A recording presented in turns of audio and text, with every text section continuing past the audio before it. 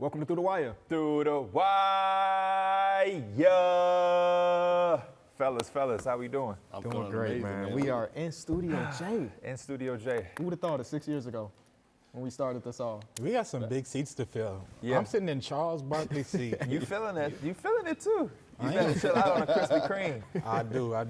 Uncle Charles, he got you on a few years. You should be not filling up that seat as much as you are. You widen it up a little bit for him. Hey, we the same people. Okay. Well, yeah, here we are. KB, how you feeling? I'm feeling great, man. This is unbelievable to see, what's been put together. You know what I'm saying? We're in Atlanta, Studio J, off season. It feels organic. I'm looking at the monitor, the Through the Wire branding everywhere. All of the wonderful crew and staff been helping us. Everybody's so nice and polite. I see you with the bow tie, channeling Shout out to Ernie. Uncle Ernie. I got my big fella to the right of me, Uncle got Baby Shaq. Yes, sir. Baby Shaq's and then Big Shaq's. It's like you're about to break down some old lineman film. I would love to, man. And most importantly, I'm loving the brightness from you in that suit. I love to be a little vibrant, During the live tour, I wore a few pink shirts. Yes, you did. Came out here with a bright red. Yes, you did. I think us big boys, we need to be a little bit more comfortable with popping a little bit. I like that. Everybody got the ties on. Yeah, you kind of except laid me. back with no tie. Yeah, shout out to my sweetheart at home. She told me, you should do no tie. And I said, That's I'm a going look. to do no tie. So look, You got got it no going, watch. bro. You got the pen. You got no hanging watch, on the though. desk. no watch. What's We're up with the not no gonna watch? talk about that. I got a phone. I don't even have the right time on my watch. Okay, we definitely, before we start though, I want to send a lot of love to everybody at home, all of the fans, because this is probably a big surprise for y'all. So definitely got to show y'all some love. Hope y'all enjoy this. Y'all better make this the best episode we ever done. We also from got an a views interview in this one. and comments perspective. Yeah, go ahead. Do you? We do have Steph Curry and Klay Thompson, the Splash Bros, coming on in a little bit. But before we do that, I want to remind you, if you're watching this on YouTube, go over and leave a like. Big episode. If you're listening on audio platforms, go to the YouTube channel, subscribe. If you're on the YouTube channel, go to the audio platforms and pre-download these episodes. We are still on tour, ladies and gentlemen. July 9th, we're in Las Vegas. RSVP at ttwtour.com. Completely free, but limited space. So you need the RSVP right. I would do that right now because if you don't know, if you live under a rock, that is when Summer League starts. Yes. So it's going to be a lot of mayhem out there in Vegas, so make sure you RSVP immediately. Somebody told me, I don't even want to go see Wemby. I want to see Through the Wire. And I'm like, come he on, was man. lying. That's love. That's love. I appreciate the love. It's also but don't free lie. to see Through the Wire, and it's going to cost money to get in that door Facts. for Wemby. And That's it might cost a very lot true. of money. You are, I don't want to say you're always going to be able to see us, but go see Wemby and us. You know what I mean? We free, so make both happen. Yeah. But I cannot wait to meet y'all, sign pictures and all of that. And everybody at home that's asking about the posters and whatnot, like Mike said, bring your ass to the show. Yep. That's how you can get a poster. So we landed here in Atlanta. Yes. Check into our hotel, and a trade happened. Yes, immediately. The Atlanta Hawks traded John Collins to the Utah Jazz for Rudy Gay and a second-round pick. After years of John Collins being on the trade block, it finally happened, y'all. For me, I'm just happy for John Collins. Like, for the sake of, he's been in trade rumors, like you said, for the last 3 years. He finally gets a breath of fresh air, and he goes to Utah where there's going to be a competition for minutes. Obviously, there's a gem at that front court position. When you look at, they got 4 quality players who deserve minutes. So I'm very interested in seeing that. But we've also seen Lowry slide to the 3 when he was in Cleveland. So they do have some versatility there, but I'm very happy to see him in his new situation. And he's a guy who can go out and get you a double-double.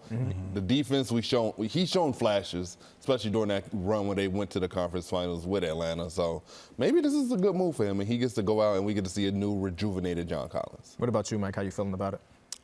When I first seen the trade, I was kind of like, what the? But at the same time, I wasn't surprised because he's been on trade talks for, like D-Mill said, for years now. And at this point, I feel like his value was only going down. He's still a really good player, but it was the narrative around him in Atlanta. Everybody knew it was only time for he got dealt in. For Utah, they didn't give up much, and they got a really good player that they can kind of build forward or just, it's a 20-point per game scoring like when he's at his best. So I think he's a good player to add to the mix, and you just bought him for so low that it seems like a W value. But I like that Atlanta was being proactive. When you kind of do look at the long run of it, they opened up not a lot of money, but they at least just opened up money so they have chances to either get somebody new or re-sign some of the guys that they have. So it made sense when you look at the rest of their guys. He seemed like the one guy out. So when we talk about the money, this trade allows the Hawks to drop far below the second apron, which is something that we're going to see a lot of teams making moves around the second apron. And it also gets them under the luxury tax. Now, with it being such a big disparity between the money that John Collins makes and the money that Rudy Gay makes, there is a traded player exception worth about $25 million for the Atlanta Hawks. And they said that the jury is still out whether or not they'll use it. But this is one of those trades for the Hawks where I can't even look at it at face value until I see what the rest of the offseason looks like. Yeah. Because John Collins, I don't know if y'all remember, when Donovan Mitchell was traded, there was a report like shortly after that, that the Atlanta Hawks were looking for that type of package for John Collins. And instead it's 36-year-old Rudy Gay, who they might even waive just to make up some more room. So it's a big difference. We're seeing a lot of that kind of was like the Bradley Beal thing where they was holding Bradley Beal for a king's ransom for so many years, and they gave him the big extension just to trade him for, I don't even want to say pennies on a dollar. That was below. They basically gave him away. And we see the same situation where John Collins was kind of given away. I want to credit Mike because I feel the same way for the Utah Jazz perspective. Whenever you have a talented player like John Collins available for you, and you're a place like Utah where you're not necessarily a free agent destination, you kind of have to take those gambles. The one thing that concerns me with the Utah Jazz is the fact that they were potentially going to go into this offseason with $47.2 million of cap space. When you absorb the John Collins money now, that takes them down significantly to $28.4 million to spend within free agency. Now, I don't want to contradict myself. I did just say that they're not normally a free agent destination, so maybe they're biting that bullet early and just saying, hey, let's use some of that money now. But because they didn't get anything lucrative attached to it, like a first-round pick, I think they have to really buy in. And when you look at the draft that they just have, with Taylor Hendricks going 9th, Lowry Markkanen having an all-star year, you have Walker Kessler, who was one of the most bright rookies last year. You have Kelly Olynyk. I am a little concerned with a crowded front court. Derrick did allude to the fact that Lowry Markkanen had the versatility we saw in Cleveland to play small forward, but the fact of the matter is the all-star version of Lowry Markkanen was not the 3. Yeah. You know what I mean? It was primarily the 4. So, but I do trust Will Hardy. I love the way that this roster is shaping up. I think they had an A+ of a draft. And I do believe that John Collins is a good basketball player. Sure. I think he, at his best, like Mike said, is a 20-point scorer or around that. And I think he can be on the bottom or back half of the top 10 to 15 power forwards in the league. I think he could be one of those guys. So I'm interested to see how they make it work. Maybe this is something where they are just giving themselves another asset that they think they can build up, because we've seen that trend from Utah where they got rid of Vanderbilt, Malik Beasley. You know what I mean? So maybe that's another route for them. And then for Atlanta, I think this just is a domino effect. I would not be surprised to see DeAndre Hunter or Clint Capella, if not both, also be moved. I'm anticipating that. I do not think that Atlanta is done, and I heard they gave Landry Fields the green light to go out and do what he needs to do. So we can see a completely different Atlanta Hawks team next season, which I will be excited for. They have Sadiq Bey and Onyeka Okongwu, who they have to extend. So if they extend those guys. And then DeJounte's up. DeJounte, which is another name I watch out for as well after drafting Kobe Buffkin. So Atlanta is a team to watch as far as Willing and Dillon in the next few days. Yeah, this is something we see very often when there's a new front office person in charge. They inherit a team. That's not the team that I really want to build, so let's make some trades. And this is just basically the first move of the new regime.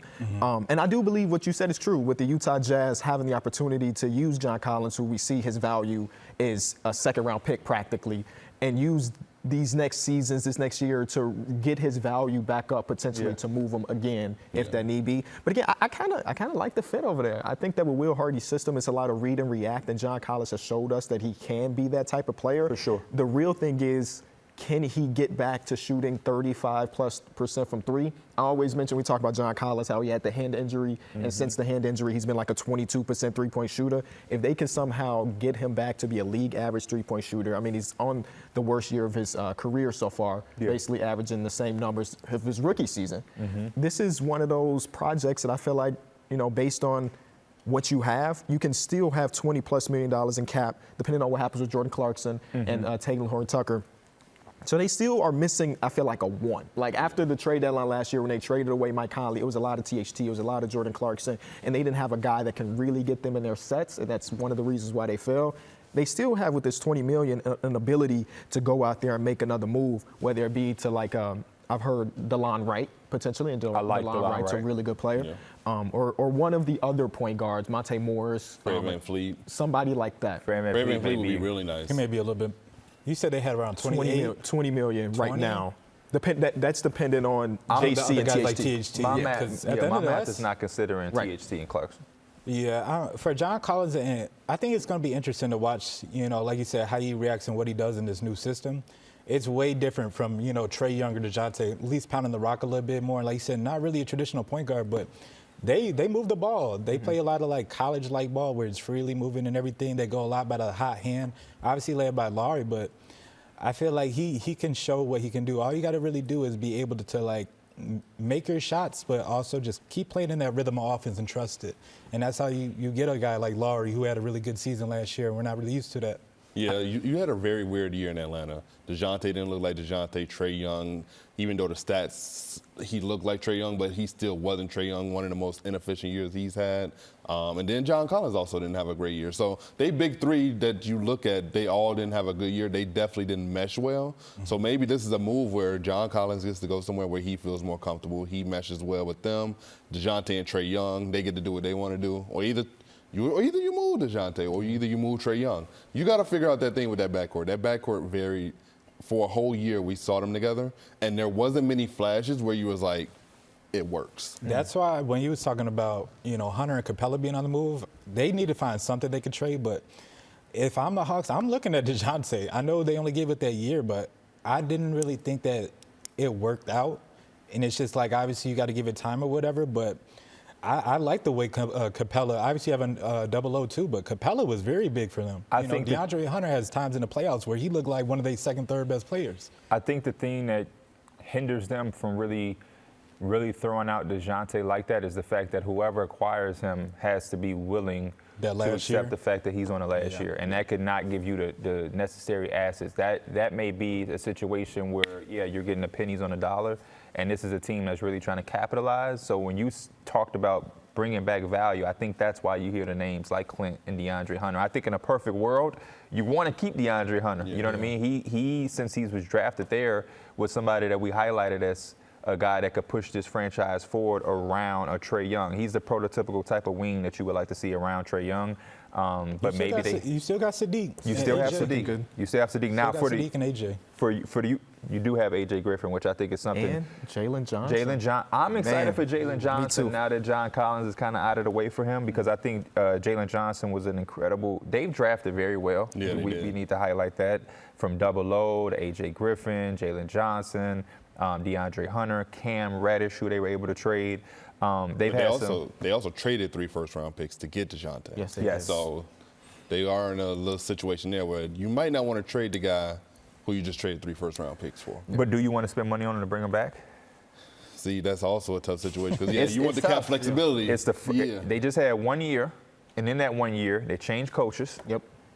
And so now this last year is his last year. So there's a lot going on and a lot of decisions they have to make, and it's not the easiest job for a guy like Landry Fields. But circling back to Utah, I have in front of me a list of some guards that are going to be free agents. Obviously, Kyrie Irving, I would not link to Utah. Even though in 2K, he always signs to Utah. He does, because they got the money. They just got the money. Fred VanVleet, I think he's a little too rich. More money. Yeah, he's going to want more. A little too rich. What about this name? When you talk about taking a bunch of your money, front-loading it for a short-term deal, because this guy has to prove himself a little bit, D'Angelo Russell. I thought about that. I didn't know what he was going to demand on the market when you was talking about that 20 mil, but I think he could kind of redeem himself there a little bit too. But I also feel like he could put himself in the hot seat. They didn't have the best record, but the way they started and the way they looked, you can kind of feel just like the continuity and like the little brotherhood. He's got to mesh into that. He's got to buy into that, I think, for him to be to look as good as he wants to for that value purpose. But, I think that's just, believing in yourself and all that type of like buying yourself if you go to Utah. I do want to highlight, honestly. You don't like the fit? I don't like the fit. I do. Not? Even though he is a good passer, in my mind, I always see him as a shoot-first guy. Yeah. And I feel like with the tools that they already have on the team, they just need someone that can initiate things more than anything. And You don't think he could buy into that role? It's D'Angelo Russell. Have we seen That's him why buy into that role Mike ever? Conley I was mean, but so I feel like perfect. he's always been in a role though where he is looked at the score. I mean, Minnesota was, you have Anthony Edwards, Karl Anthony Towns, Rudy Yeah. is a live threat, Jalen McDaniels on the wing. If that wasn't a situation that you could, and I in like Brooklyn, D'Angelo Russell. We did see him in Brooklyn though go out and be like a good, like all-around point guard. I think he was more score first in Brooklyn. Definitely. Yeah. I think he was a score first option in Brooklyn. The one thing that I will say is D'Angelo Russell is coming off a contract where he made $29 million annually. Yeah. He will not make that. So No. that's why I threw Utah out there, because they could be a team that say, hey, we just need you for 1 year. You can prove yourself. Let's use each other. And, you know, I Of like the that. teams that have money, they're the one that might be willing to spend on him. Yeah. I don't see Houston being like, we need a No. new point guard, No. or one of these other Indiana. teams, or the No. the Pistons, or like Spurs. they don't Spurs feel like don't a even team seem like his type of team. at all. He Yeah. might not even play for the I Spurs. would definitely entertain the idea of doing like a 1+1 with a team option on the back end, and then Is he a mid-level exception? Is that too low to think I about? think that's too too low. low. He's too low. I think he's worth more than the 12. what is what the 12 what mil? is it? Yeah, 12 million. It's about 13 point something. Yeah, to right go now. from 30 to 13, that's a He got significant his drop bag. off. He got his bag. And he He ain't did. played to that caliber since he got the bag. He had highlights Because I'm trying to figure in out if he can end up in Chicago. in the Lakers playoffs. I, I wouldn't mean, mind him in Chicago. Because he's off your Chicago team. wouldn't That's be why a- you're saying that. Yeah, Chicago wouldn't be a bad fit. this is a very top-heavy free agency class as far as the point guards. There's a significant drop-off. You go Kyrie, Fred, D'Lo. You have Patrick Beverly out there if you're Utah and you want to buy into the whole culture thing. Russell Westbrook, I don't see in Utah unless he just really let him wanted go a to couple in on months the ago. bag. You have Dennis Schroder out there. Dennis Schroder he's solid. Dennis Schroder. But then you have, like, after Dennis Schroder, it's Gabe Vincent, Javon Carter, shout out to Cuzzo, Trey Jones, but these guys, he's a He restricted. restricted, Io's restricted, Reggie, then it goes to Reggie Jackson, I mean, Kobe White. there's a world where maybe they don't even spend on a point guard, right? Where they just bring THT back, who did run point guard for the second half of the season, bring back JC, who And also Colin ran some Sexton. point guard. Colin Sexton is we're not giving him that point guard title. He's one of those dudes. He don't get that title. But they might just run it back, and it might be good enough. And then they just wait and see what the market holds. And they have all of the first-round picks from the Cavs and all of the first-round picks from Minnesota. They don't need to use every one of those picks in the draft. So we'll see exactly what their timeline really looks like. Because based on this trade, they're out there saying that, hey, we're not looking to get the number one pick next season. We want to be competitive. We want to make the playoff. You don't make a trade for a dude that's making $25 million and don't get back anything else in return without thinking that we're trying to make a push. Absolutely. They also have to re-sign Larry Marketing next season, which is something that they got to figure out. It's going to be pricey to do that. Definitely. That's a max player right now, boys. That's Yeah. a max player. Any other ideas behind the John Collins trade or the Rudy Gay trade? The one thing I want to throw out there to y'all is I thought maybe even coming to this season and a little bit of last season, and definitely coming off the Eastern Conference run, I thought the Hawks was a team that didn't have many holes. Now we're kind of seeing a situation where majority of the starting five is Everybody's on the block from rumors. What do they need? Yeah. If you have a team, if I tell you that you're going to have Trae Young, don't think about how this last year played out, but you're going to have Trae Young, DeJounte Murray, DeAndre Hunter, John Collins, Clint Capella. Then like a off the good bench, team. you're going to have Bogdan Bogdanovic. You're going to have A.J. Griffin, Jalen Johnson, Aneka Kongwu.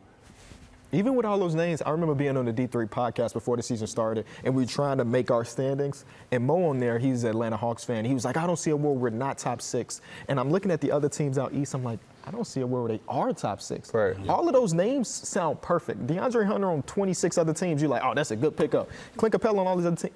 It's something missing, and I can't. Yeah. Landry Fields, and they got to figure it out. Is it the idea that Trae Young's a very small point guard?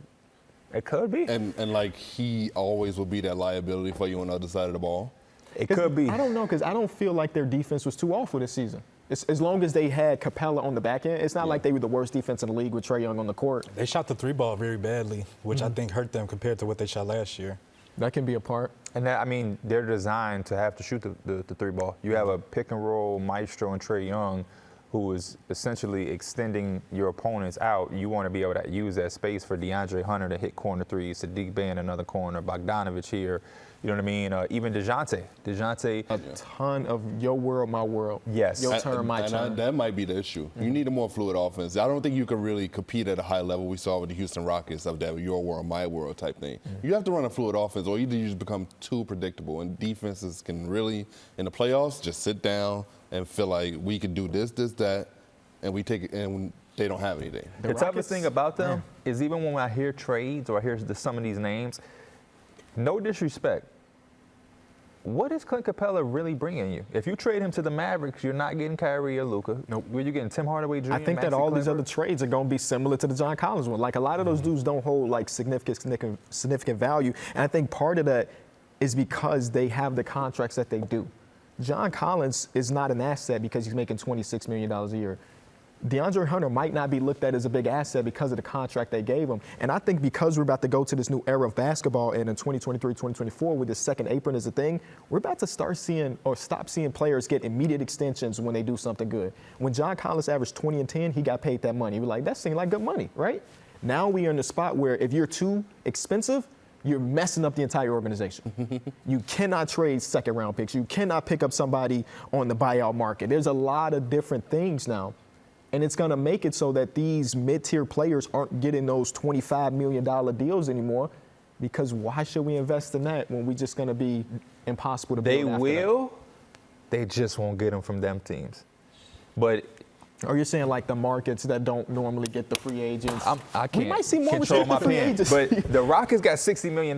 Yep. They going to use that money. They definitely are. The Spurs got 38. They going to use the money. The Kings got 35. They going to use the money. The Wizards are going to have cap space in another year or two. They're going to use that money. So Right. John Collins might not have gotten paid by the Hawks. Somebody's But gonna do it. I bet my bottom dollar the Wizards would have been like, When they take first my signed him, money. I feel like even when they first signed him to that contract, it wasn't even just like they completely believed in him. I feel like they just didn't want to let him walk for free. Yeah. But at this, and then I guess lastly, at least for me, from the John Collins, and it's always hindsight, but it's just like Rudy getting a second round pick. Obviously, it's a salary dump, but if I'm other teams, I'm like, I could have probably got in on that if I could have bought low. I read I read an article about the Lakers.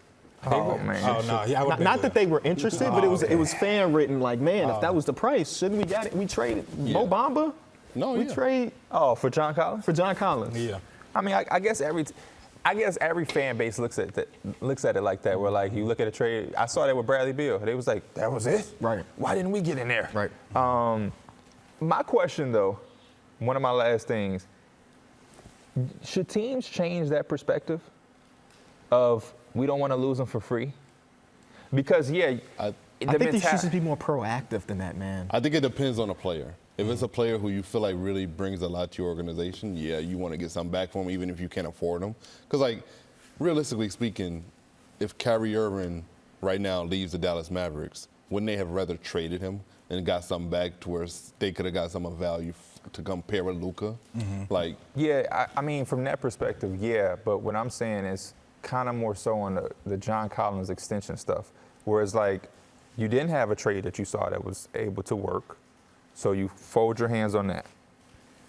Now the only option is you overpay him or you let him walk for free.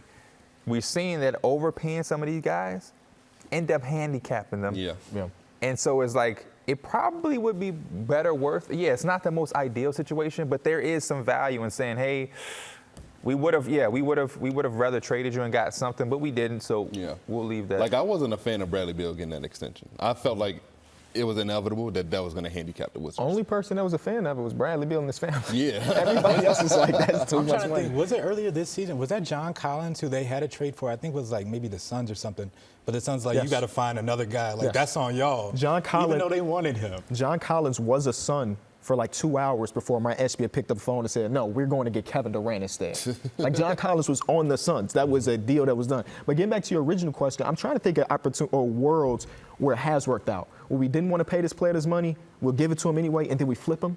And the only thing that comes to mind, and this is a bit iffy because he was traded almost immediately, was Colin Sexton. Colin Sexton got 4 years, $70 million coming off an ACL injury. with the calf. And then 30 seconds later, he was a part of the Donovan Mitchell trade. Yeah. And that's the only opportunity off the top of my head where I could think of I like remember Rich restricted Paul free talking agency. about that recently. He was talking about how they weren't even going to give him that money, but then they wanted to trade for Donovan Mitchell, and So they needed the money. So Rich Paul was like, we need 472 in order to make this happen. Right. And so that's how Colin Sexton got that deal. So you got your money not because of your talent, but because they wanted to trade you. Why would they say that? Yeah, I don't know. You deserve that money, Colin Sexton. Yes, he does. But he's right back on the trade block, too. We might see him get moved in the next couple days. We might. All right. So that is all on the John Collins trade. And it is time to talk to the Splash Bros. Come on, man. Let's go, man. The match is Thursday, June 29th at 6:30 Eastern Time here on TNT, and we got a chance to talk to the Splash Brothers about it. Let's get to it. We're now joined by the Splash Brothers, Steph Curry and Klay Thompson. First of all, fellas, welcome to the show, guys. Appreciate you. So we are a few days away from tea time. I want to ask y'all right off rip, how confident are y'all going into this one? You got to hold it down for the basketball community. We definitely do. I say confidence is at a extreme high. We know who the competition is. We know they're going to come in strong. We'll be, talking a lot of trash and bringing the A game. But what me and Klay do, we know how to shoot. We know how to put that ball in the hole, and I think that'll translate well to the golf course. And then obviously our chemistry and the Splash Brothers will be ready to go. So I'm excited. I know we got what it takes. I wanted to ask you, fellas, what's the differences in approach of being on a court and your approach of being on a course? Well, for myself, golf, like shooting a basketball and playing defense, like it's so continuous. The rhythm of the game is so different. Basketball, you can play with a little more emotion. Golf, you got to clear your mind. You got to enjoy the scenery. You always got to think next shot's the best shot. That's actually applicable to hoops too. But for myself, it's just about, not focusing on the score, but just focus on hitting a good shot every time and enjoying, that flush golf shot that feels just as good as when you swish the ball in the net from three. And other than that, it's just about not rushing anything and just taking your sweet time, reading every putt you can. And, I'm going to lean on Steph a lot in the caddy to give me the knowledge I need to do to put the ball in the hole. Between y'all and Mahomes and Kelsey, who's most likely to hit the ball in the water tomorrow? Not I. Not Klay. 87 from the East. You say that and you just grab a bottle of water, right? You said water. I'm gonna go with Kelsey. Just he got a smooth swing, but I feel like he's gonna be talking so much that he might just forget where he hitting it and get a little distracted in the middle of the round somewhere. The question is, I don't know how much we gotta do some more homework on the course and what the layout is. I don't even know how much water is out here, but we're staying far away from that. Yeah. You can't have the Splash Brothers name for the wrong reason. But this question is a little bit more geared towards Steph because I know you have a little bit of experience with the match. But what were some of your takeaways from the last time? One, don't let Phil Mickelson set the rules and regulations for the format. We got me and Peyton didn't know what we was getting into. They let Chuck play at the red tees and it was alternate shot. They played right into their hands. So. I think this format is going to be awesome because it keeps, the entertainment high. Even if you hit a bad shot, your partner can hold it down for you and you can, stay in the hole, still compete. I think the overall thing is just how do you, kind of what Klay was talking about, is just golf and basketball. And the difference is so much time to kind of, get wrapped up in your own thoughts or worry about the last shot or, get a little ahead of yourself because you're wanting to, rush through the process, but just enjoying the moment. Like there's a lot of conversations going on, there's a lot of entertainment, a lot of voices. That's, part of the entertainment value of what it is. But for us to just be able to enjoy that part of it and then just lock in on a shot, hit a shot, and then kind of go back and forth. It takes a little bit of experience to do it, but I think that's the best part about just enjoying ourselves and not getting too nervous out there. We know that TK and Patty Mahomes going to be talking trash. Are y'all staying level-headed on this one, or are y'all going to be chirping back at them? Well, we're going to be chirping. And we got Draymond out there, and he's a great talker. So any ammo I need, I just ask Draymond. Draymond, give me something to say. So I want to get it to the NBA world quite a bit, and I'm going to give you two NBA players, and y'all tell me who would win in a round of golf. We got one of the GOATs, Michael Jordan, versus Charles Barkley. Who's winning a round of golf? I mean, that's got to be Mike. It's got to be Mike, right? All day. Yeah, unless you spot Charles 20 strokes, and even that. We got your teammates, Draymond and Wiggs. Ooh, Draymond. I've seen Draymond's gotten better. He's putting the ball in the fairway these days.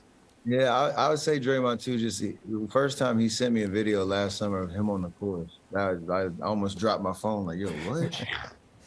He's actually out there. He's actually doing it. So yeah, Draymond. I don't know the correlation here, but Shaq versus Joel Embiid. Have y'all seen any of those on the green? Seen neither. Yeah. No Joel well. I'm waiting for that text to be like, hey, I'm trying to get into the game. What should I do? So I haven't gotten it. I don't know if it's on his radar. I'm gonna go with Shaq. Okay. And the last one, we got yourself, Steph, versus JR. We know JR was on the golf team. Absolutely. So how confident are you going against him? I'm extremely confident on that one. JR got a game. Like you said, he was playing on the golf team. I played 3 years of high school golf, so I'm like one of those dudes that, you know, had a little bit of competitive experience, you know, back in the day. But it's fun. Anytime we get out there, that's what golf is. It's an ability to bring everybody together. So even if you got handicaps, whatever, you can make it competitive. But straight up, me and JR, I got that one. I respect that. Staying on the topic of basketball, I just wanted to ask you guys, how do you balance living in the moment right now while also reflecting on what's occurred throughout your two glorious careers, and also trying to make sure that you're preparing for what the future is coming? You know what I mean? Because the game is changing so much and evolving, and you guys aren't necessarily the young guys anymore. Y'all more so the OGs. So, you know, you're trying to balance everything while also taking in the fact that y'all are the greatest shooting backcourt of all time, had the dynasty. Steph, you're MVP, unanimous. You know, how do you balance all of that at once? I mean, it's tough because, like you said, you have just that constant stream of being, you know, appreciative and grateful for all the amazing experiences that we've had, the highs that we've gotten to, the failures we had to kind of fight through to, you know, get to that championship level. You know, the brotherhood that you've created over the last, you know, decade plus, guys that you've been able to go to war with every single day, every single year, and us being able to hold this together for as long as we have. So there's definitely a balance of, you know, being appreciative and grateful and thinking back, but there's also, you know, just the element of that drives the competitive spirit of what are we going to do now? Because we know there's a lot of people, a lot of teams coming at you every year. You know, Denver's the reigning champ now, so at least there's, you know, somebody you can target that you got to beat those guys as the reigning champ. But there's still confidence that we can do it at the highest level, and we know how to work for it. We know how to, you know, go out there and do it. So I feel like the best is right here in front of us in terms of kind of rewriting history in terms of you know, us being a championship caliber team. How does it feel that y'all are like essentially like trendsetters? Y'all pretty much changed the game. Y'all opened up the door to small ball, to pace and space. How does it feel to be trendsetters into the new NBA? I mean, it's weird. I was just watching the Jazz vs. Bulls from Game 6, 1998, and just to see the game go from inside out to now outside in, like, I'm sure it's different for y'all growing up. You were taught two big men on the block, Right. cross screens, down screens, and now, you know, any guard who played in the 90s or 2000s probably kicking themselves a little bit like, man, these young bucks just get to let it fly at any moment, shoot it from anywhere. But 20 years ago, that was unthinkable to take a one dribble pull from three and do that 8 times a night. So now to see that we've ushered in kind of a new way of just how the whole game is played and from what attack point, it's really cool. It's something I take great pride in, and I know Steph does as well. But there's still, I think, many chapters to write to our story. Yeah, with that being said, obviously still going too, but do y'all think the way the game is going and the way people are shooting threes, people catch all records, sooner rather than later? Maybe not sooner, but at some point in history, I think they'll be broken. Probably, hopefully, like 50 years down the line. But when it comes to three-point shooting and volume and accuracy, I think it's going to be a long time before those are beaten. So with it being the offseason, a lot of teams are making adjustments and changes. Your team did that as well, making a big trade this offseason so far. How do y'all feel about having Chris Paul around, another one of the greatest players of all time added to the locker room? Yeah, it's going to be amazing. It's obviously a big change. Consider all the history that we've had forward, and, me and him going way back to North Carolina days, and him kind of being my mentor when I was coming out of college and being able to work out with him and learn the ropes. So one thing about CP, and he said it, all the time, is that he makes, teams that he's on better. And I think for us, that's why the move was made, and just an opportunity for us to try to compete at the highest level and, get back to, a championship, level team and making sure all the pieces fit. So just excited about the unknown and the opportunity behind it, because, it's going to be a lot of high IQ guys in the locker room trying to figure it out. One of the questions I had for you guys was the importance of coaching stability. How important has that been for you guys in your career? Because we're looking around the NBA right now, and I mean, left and right coaches are getting dropped hired. And I look at the organizations that are always in that conversation of championships. You guys, the Miami Heat, even the San Antonio Spurs, regardless of the last couple of down years. And you organizations have that coaching stability that we've seen one guy in that lead chair for over a long period of time. How important is that from y'all perspective as well? I mean, Steve's been great. I mean, Steph and I have only played for Mark and Steve, and both guys instilled a ton of confidence in us. And the best part of playing for a guy like Steve is I can ask him what it was like playing for that dynasty run with the Bulls, or what it was like playing with the Twin Towers. My personal favorite growing up in Portland, I always ask him about what the Blazer days were like with Rasheed and Damon.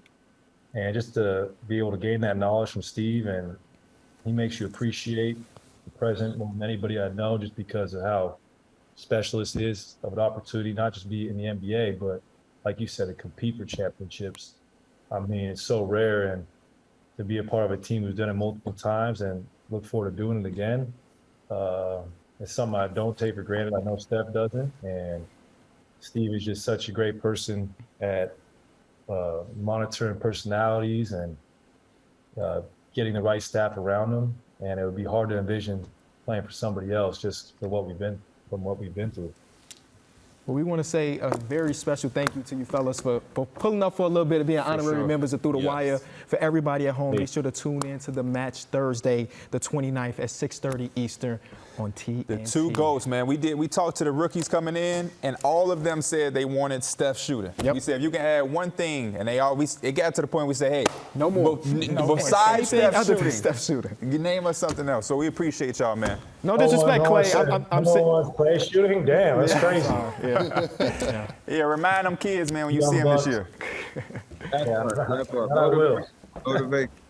Appreciate y'all, man. Stay blessed. All right, man, what an amazing interview we just got done with the Splash Brothers. So we're going to jump right into the rumor mills. One of the favorite. This is my favorite. I want you to know. I love this. You we love found it? out that a lot of people loved it. Yeah. The rumor mills is the thing, man. I love the rumor mills. I just hate how you don't love it. I do love it. I love doing it. It took you a long time. We've been pitching rumor mills for years. It got to the point where I was hosting rumor mills, and your name is D Mills. So here we go. We here. And sometimes things just happen a little later than they should. Yeah. Better late than never. So, But never late is better. Sometimes is money. but we'll spend it together. Weezy, that's for you. All right, so the Dallas Mavericks recently made a play for DeAndre Ayton.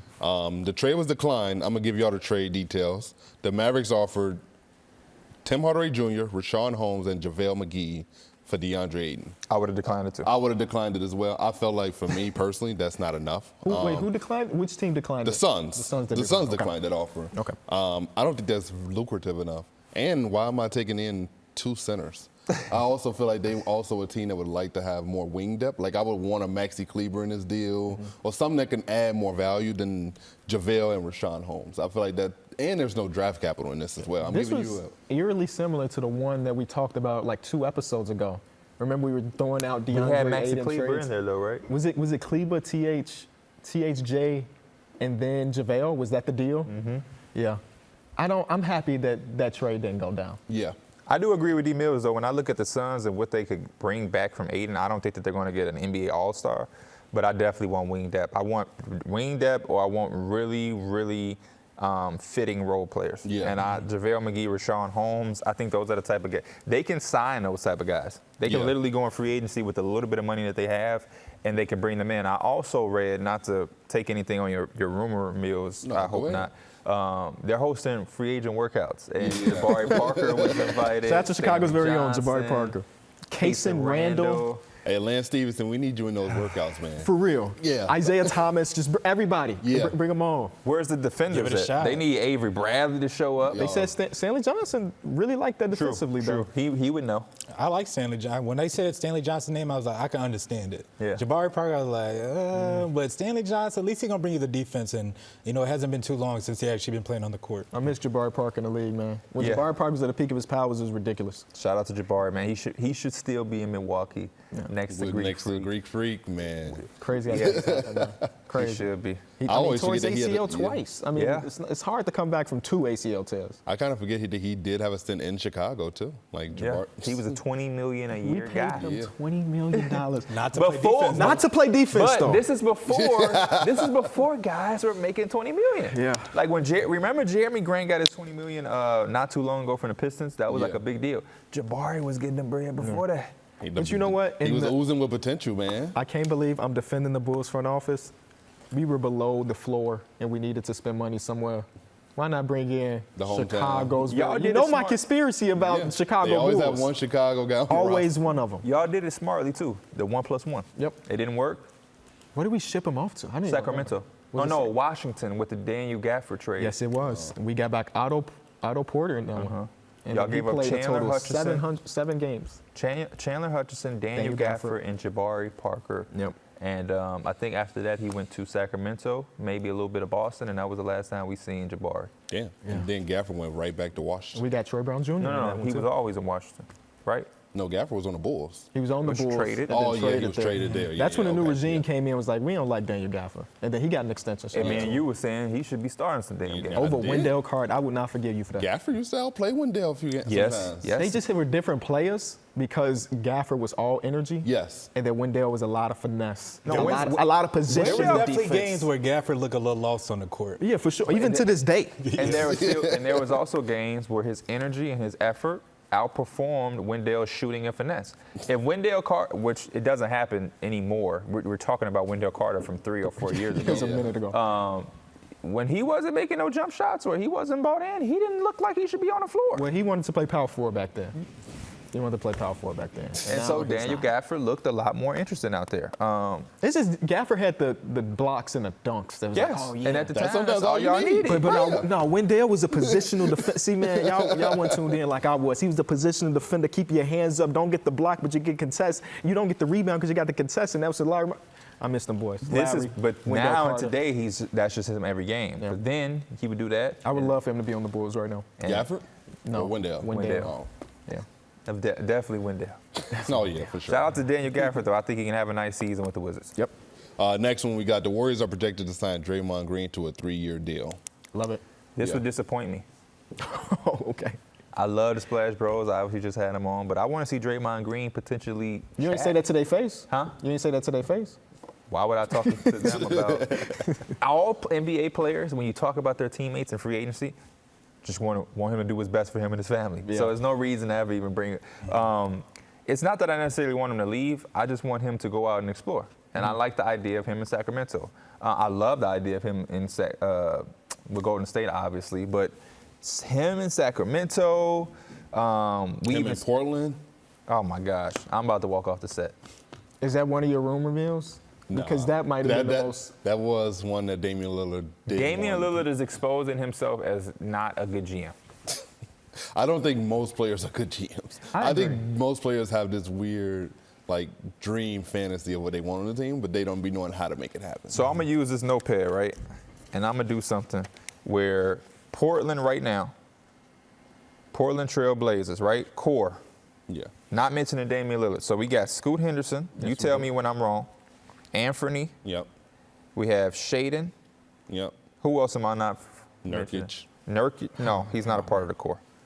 What we doing? What they Chris doing? Murray, they just drafted. Chris Murray. And then Ryan Rupert.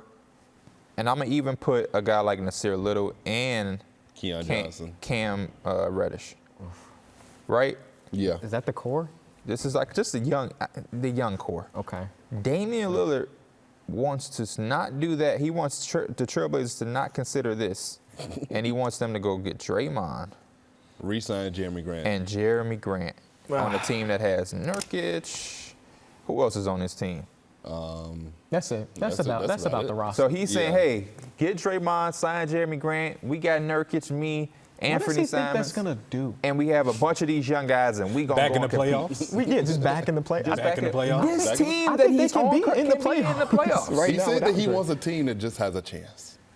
This But does team that- does not have a chance. I don't know. I feel like it's back and forth. It's like, yeah, I'm willing to spend, this year, not even rebuilding, but just like playing with the young guys, and it's also that too. It's just too much back and forth, and I'm so ready tired I'm ready of for it. it to move on. We honestly. said this never last year, will, though. We We literally never said will. this last year, and I came on the show and I said, hey, I'm not talking about Damian Lillard until he's being traded. And I think that's how we should approach the rest of the show. Because every day it's a new. Last night, I'm laying in bed at a great hotel, shout out to him. And there was a report from Chris Haynes. Chris Haynes is locked in with Damian Lillard. Shout out he to had OG the meeting, Chris. and they're going to potentially build around him. I'm thinking that's it. Boom. No more trade rumors because Dame had the meeting with Joe Cronin, and they said we're going to continue to build around him, and Dame gave them the thumbs up. This morning, why did I wake up to another rumor?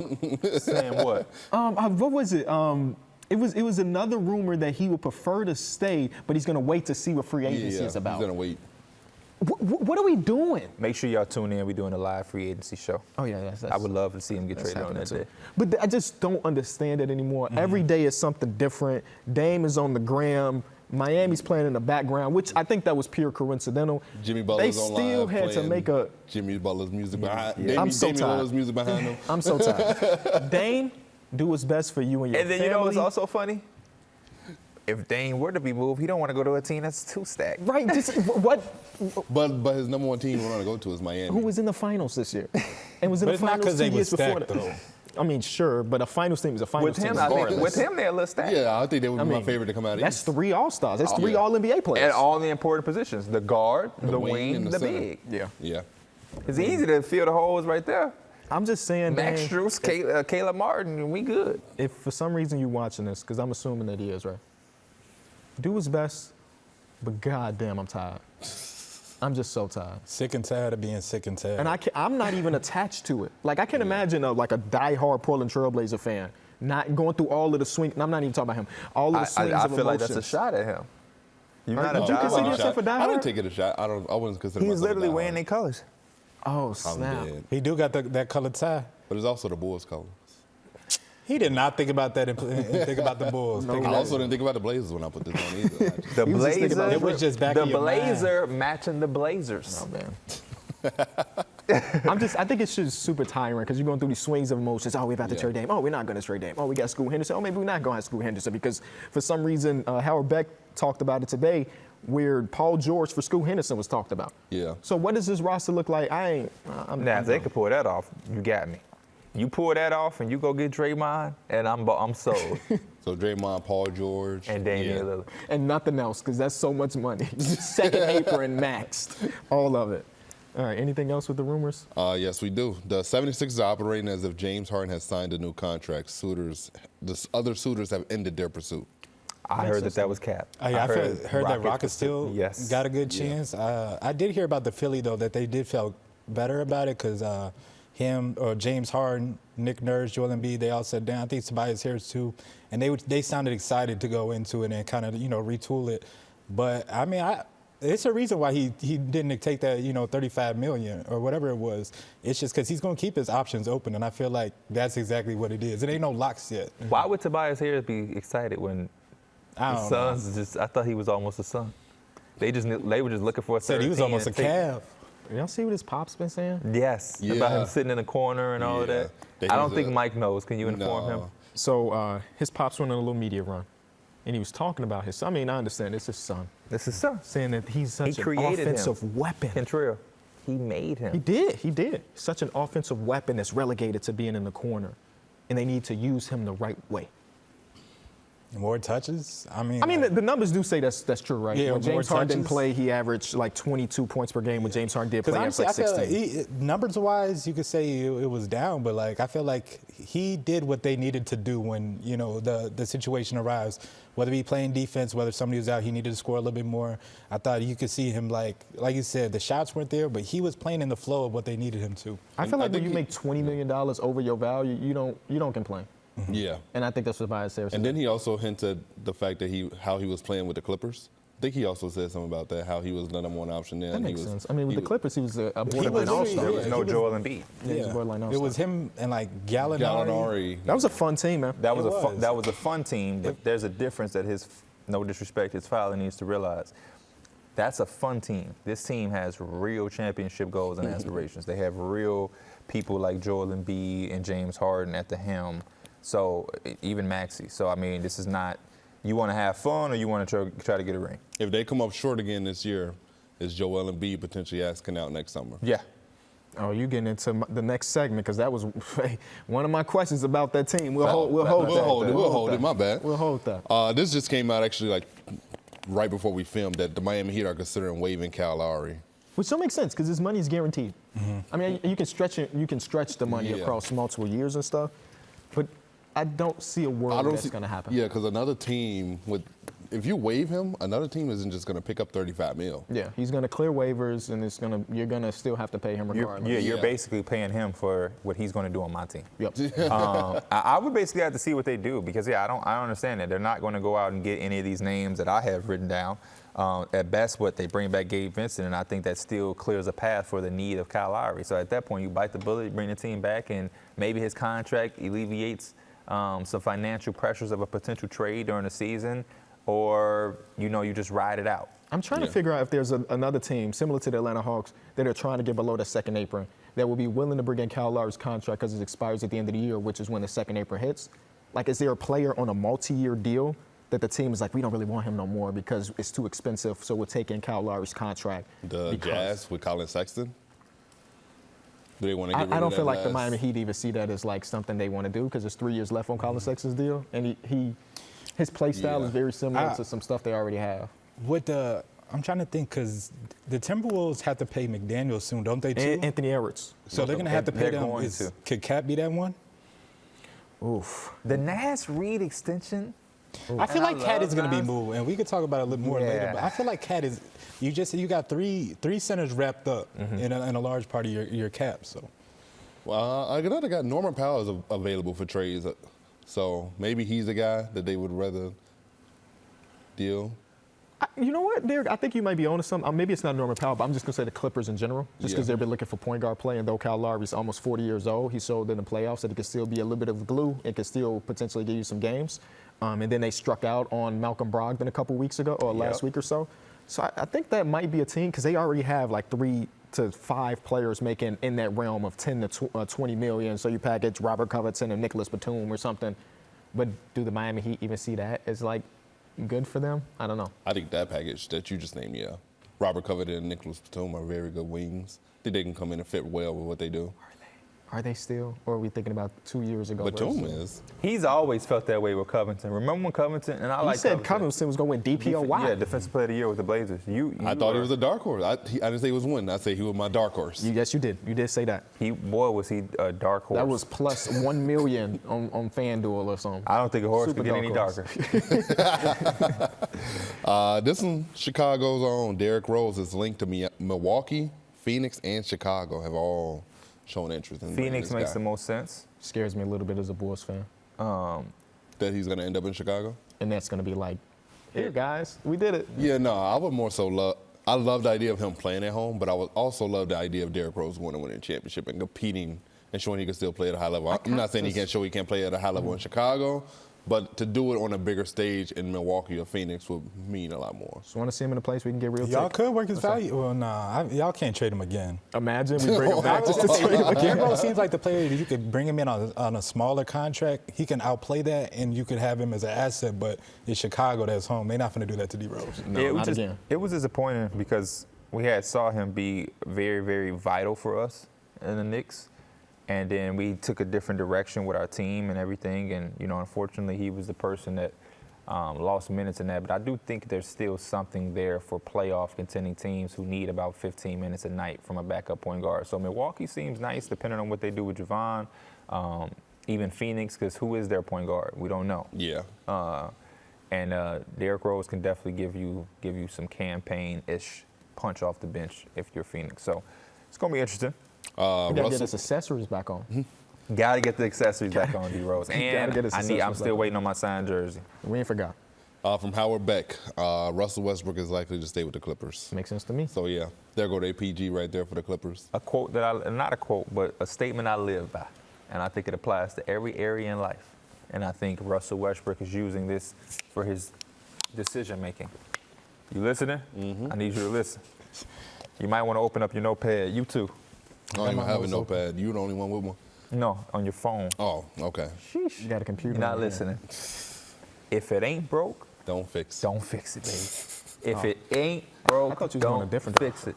No, we ain't walking or running today. No, I wouldn't even think We about sitting that. down. if it ain't broke, you What if don't it is broke, fix though? it. They didn't win. Oh, if it's broke, then you got to pick all those pieces up and do what you got to do. But What is Russell Westbrook's value outside of the Clippers?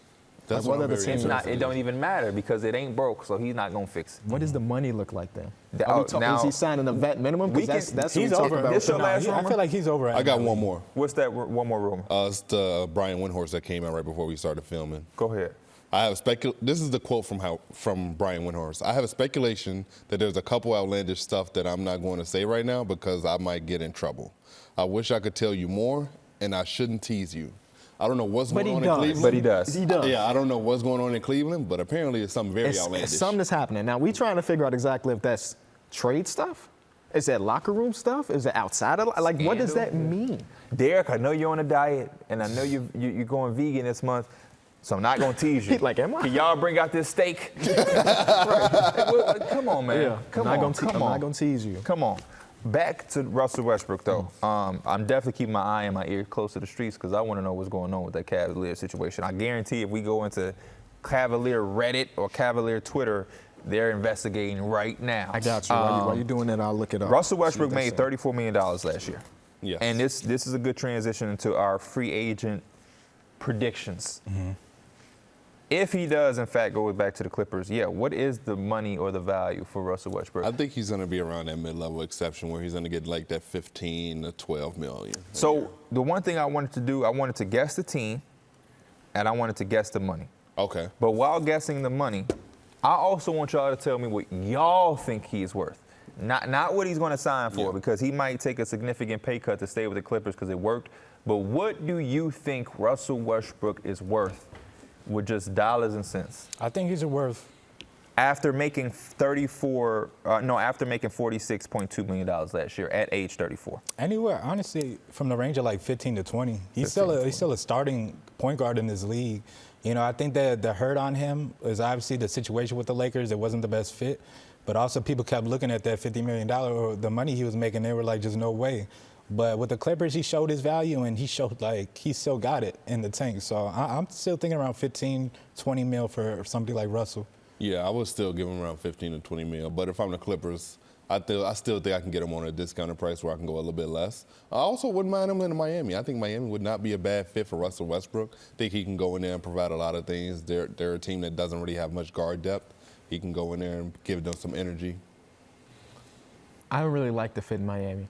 Okay. Mostly because when they started to you don't really like. click was with the jump shooting. Gabe Vincent. But when the shots weren't falling, as we saw in the finals, you needed some sort of rim pressure. At least one thing Russell Westbrook does provide is consistent rim pressure. What would you rather have? As a team that last year led the league in three-point percentage, do you want to sacrifice that much for a little bit more rim pressure? Fight. Argue. But I think his rim pressure makes easier shots. Yell at him when you say But what if 3 is greater than 2? yell at him. He's kicking it out to threes. Right. Like, but there's lack of spacing because of him. I still think if you could bring him in, you could still keep your Max Strus, Gabe Vincent. You're still going to have those shooters with Duncan Robinson. I don't know if you know how to cap work, my brother. Okay. Maybe Some of those dudes, Gabe Vincent's a free agent this season. There's a lot of those insulting dudes your that they would have to basketball cap sacrifice to make it happen. intelligence. I just don't, I don't know. I think the Clippers is like the match made in heaven for him. Okay. They need point guard play. He's a point guard. It worked to some value last year with the limited amount of time they played together. And I'm looking across the league and trying to figure out, does he match them? Maybe not so much, maybe not so much. The Clippers is the one spot that, A, wants him. That's the biggest thing for Russell Westbrook right now. And also can use what he does and maximize it. No, I like him in the Clippers too. We got another guy. Also, I'm on the Reddit of the Cavs. Okay. And people are speculating.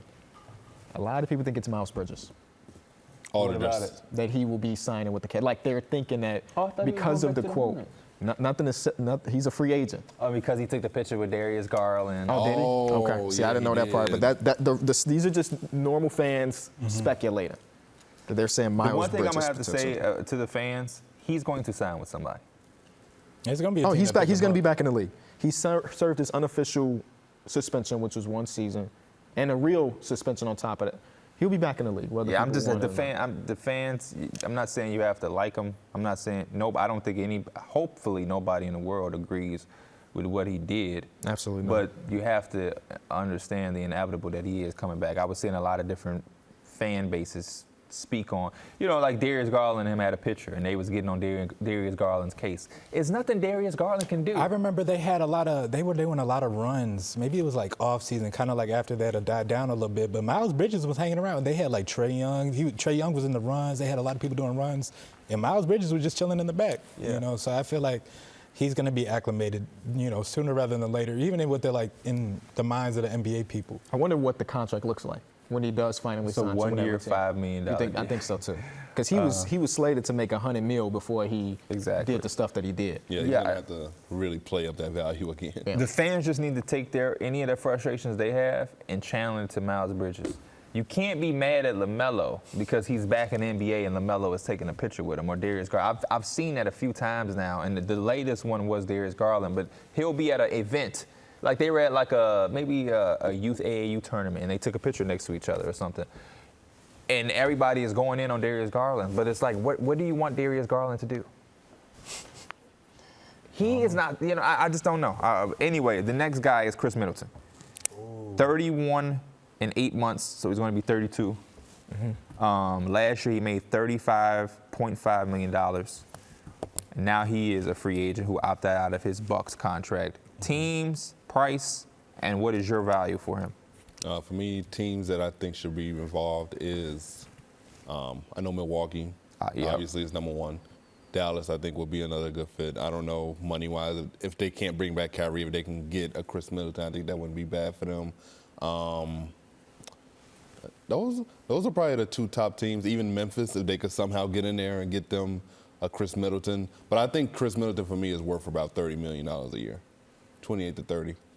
Yeah, this is the boring answer, but he's more likely not going back to Utah Jazz. I mentioned this before. The Bucks. Milwaukee Bucks. What did I say? The Utah Jazz. He's not going to the Utah Jazz. The Milwaukee Bucks. He was a part of the decision to bring on Adrian Griffin to be their new coach. I don't know if you don't feel confident that he's coming back to your team, he doesn't have a say in who's going to be coaching your roster for the Maybe next that's 4 your way to seasons. persuade him to consider to come back. Maybe. He's going back.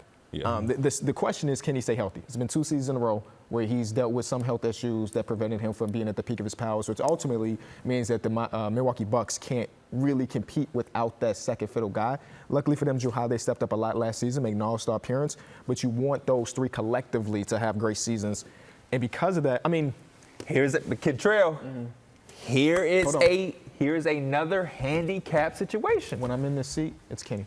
Kenny. So am I PJ? If you want to be. Instead of EJ is You PJ? want to be. Is this another handicap situation? They have to consider the fact that he hasn't been healthy. Yes. I think all of those things are going to play a part because at the end of the day, more than anything in the world, you want to keep Giannis healthy. Yeah. I mean, happy and healthy too, I guess. You want to keep him happy, and if Khris Middleton is the guy, then Khris Middleton's the guy. If Adrian Griffin was the guy, then Adrian Griffin was the guy. When you have a dude that might be the best player in all of basketball, you have to do, and you're in a small market, you have to do everything in your power to keep him happy. And luckily for them, they got the ring. Yep. But you want more. You want And more. they can't be a team that also goes out there and they lose Brook Lopez potentially and Khris Middleton all in one summer. That will be a huge blow to that roster. Now you got to look at them, are they really contenders? Especially when you don't know what they're going to get back. You're not going to get another Brook Lopez who complements Giannis to the perfect T of what you want in a big. I'll tell you, can I ask you a question? What's up? How do you look at Giannis if you think losing Brook Lopez changes the dynamic of that team that much? You still have Giannis, I think so it he just- should always make you a contender. I think so. But what Brook Lopez brings to the table of being able to shoot the ball, For but sure. also defend other bigs at a very good level and be a damn near DPOY candidate. Yeah. Brook Lopez just adds so much value. I don't think That's not the question, though. Yeah. We know Brook Lopez adds value. What? But shouldn't this team be a contender regardless because Giannis Antetokounmpo is the face of this franchise? Or are you telling me I'll all answer of their for you, Derrick. Yes. yeah, they should be, but Like I went into last season thinking that they were the favorite to win the Eastern Conference. They were my favorite. I was wrong. Saying. They got eliminated first round. But if you eliminate Brook Lopez from the team, I don't walk in and say the Bucks are my favorite team win the East anymore. I'm Yeah, I don't say looking at Boston probably with the Porzingis acquisition. But my point is, I agree with that. But you're still looking at them as they should be. They will be contenders. Okay, cool. But not favorites. Yeah. Because they still got Bobby Portis. Yeah, I mean, he he's don't- not Brook Lopez as far as defense, but he'll make a jump shot here and there. They were really good when Brook Lopez had the back issue Yeah. and was out. yeah. They were decent. I feel like their 3C, right? defense fell off a little. Their defense fell off a little bit, but they were still drink in some there. water. I'm also thinking for Khris Middleton. I think the best place scenario is probably Milwaukee. Do you think a young team could try to just buy him? He's being linked to the Rockets because the I Rockets think got the Rockets 60 would be a million. I just cool don't see idea. it. I think don't they would be see a cool why, idea. though. Yeah, I don't see why. For a he- bag, you toss him a No, I bag. mean from the Khris Houston Middleton. Rockets perspective. Khris Middleton, if you're gonna chase a bag, chase a bag. You got the ring, you got the Khris All-Stars. Middleton, he's a really good player. He's not finna take them to like the next level or anything, but you don't know what's gonna happen with James Harden. You're gonna have money to spend. You could try Freddie. When you say could bringing in try Khris Middleton hinders the development of the younger guys, because I don't think Khris gonna Middleton play. is a very demanding player at all. I can agree with that, but I'm saying, okay, you're Raphael Stone. Mike cooking. You're in charge of this team. You have $68 million in cap space, and you have to spend it. Why acclimate that money to Khris Middleton when he's had 2 straight seasons of a lot of Yeah. injuries I could- versus that's bringing why in multiple people that can? It is a reach for it because, like I said, even if he is healthy and you sign him to like a 4-year max contract or something like that, even a couple years down the road, you still might look at it and like, damn, we're paying Khris Middleton his money. Well, we could have spent that other else. But for the situation you're in right now, you're just one. Are they the youngest roster in the league in terms of If like they're age not, they're wise? probably top bottom they're They five. got to be right there. So I'm like, you need somebody that is kind of like has that experience, veteran, and like I said, I'm not sure what he is inside the locker room. I'm sure like he's obviously a level-headed guy that like not too much, who he needs or whatever. But like I feel like he's a dude that they need. They need a little bit of wisdom on their team. I feel like you that. can find that without spending $100 million. I think the acquisition probably of can get Fred that from Van Pat Fleet. Bev. Yeah, right. Or either Fred Van Fleet and Dillon Brooks. Somebody. I think Yeah. those two right there, they've been linked to the Houston Rockets. We gonna heavy. get there. We gonna get there. Hey, looking at Dillon Brooks as like veteran leadership is probably not the best idea. The next guy on our list is a couple years older, also been linked to the Houston Rockets, and that's James Harden. James Harden, who last year made $34.3 million at age 33. By the time next season starts, he'll probably be 34. Teams, money, value. For me, just the dream scenario of him being back in Philly. I think it would be like a 30 mil range, maybe on like a 2 to 3 year type of range. I definitely wouldn't go into the idea of giving him like a 5 or 4 year deal. Because I feel like it's an older James Harden. It's probably going to be loaded on the back end. It's going to be hard to move a $45+ million contract. So I'm going to just keep it short, and I'm going to give him his money up front. Hopefully, I think the best would be to front end that contract. Yeah. So when he is 36, 37 years old, if you need to move it, you can. I think the market is really those two teams, right? It's the 76ers and it's the Houston Rockets. And I think the 76ers makes more sense to him. But he scratched their back last offseason by taking the pay cut. I think he's going to walk into the office and say, Daryl, I did it for y'all last year. I had 2 40-point games in the playoffs, even though I did nothing else for the rest of them. I deserve all of the money. I did not know until this morning that James Harden does not he doesn't have an agent. He does his own negotiations. I didn't know that either. They were talking about it on the TV when we were in there. Like, he consults with agents, but he mainly does his main negotiating. I mean, I guess it's probably easier when you're a max player. I want all of the money. Okay, cool. Like if you're VanVleet, you might want somebody to represent you because some team might offer you 20, another might offer you 30. But when you James Harden said he keeping his percentage. Right. that 4%. Yeah, I'm thinking what the guys are thinking. Probably not no long-term deal. I'm probably thinking a 2+1. Probably around that 35 mil. He just declined that, so I'm assuming he's going to want something at least around that. So I would go probably a 2+1 for James Harden, and I'm thinking he's staying in Philly. Staying in Philly. What about your idea with Houston? You did it for Khris Middleton. Why wouldn't you do it for James Harden? It's really going to come down because both teams can offer him the money. It's just like, I think it's personal feeling at that, like what he actually wants, and nobody knows what that is. But if he went to Houston, I think that would be super cool. Even if they did, just draft Amon, you still have a dude that's going to spread the ball around, and you have nothing but guys that want to take shots. So Houston, it's got to be short term if I'm doing it. Yeah, luckily Amon Thompson, at least he's a frame. He's 6'8". He can slide down. He doesn't have to play the one.